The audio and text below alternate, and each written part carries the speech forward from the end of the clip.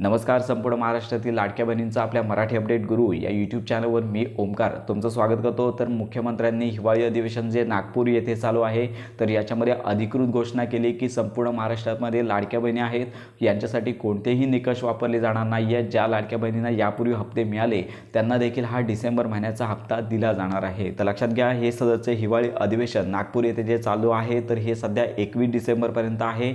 21 डिसेंबरपर्यंत तरी तुमच्या बँक खात्यामध्ये पैसे येणार नाहीत.